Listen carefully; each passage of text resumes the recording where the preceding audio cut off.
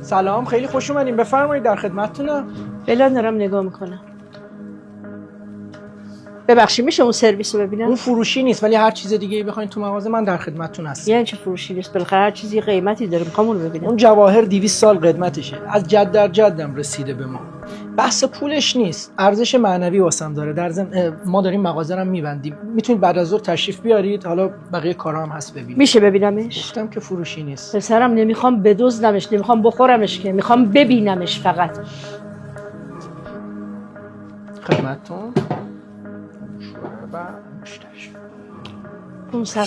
نفهمیدم منظورتون. میگم 500 میلیون میخرم. من حداقل 20 تومن مال تو مغازم چیدم. فکر کردی با 500 میلیون میتونی قلقله کم بدی؟ قربونت برم، گفتم که فروشی نیست. 1 تومن. اون موقع باید به خانواده‌ام و اجدادم خیانت کنم. 2 تومن. ببین بهتون میاد، ولی خب 3 تومن. این حرف آخرمه دیگه. به خانوادتم خیانت نمیکنه. پس بذارید براتون بسته بندیش کنم. مبارکتون باشه.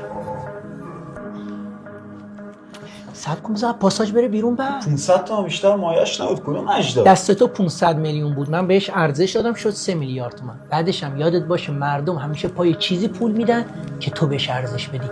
الانم سرویسو بذار. پس توی کلاهبرداری الان. تو اسمشو این بذار. سلام، سرویستون چند؟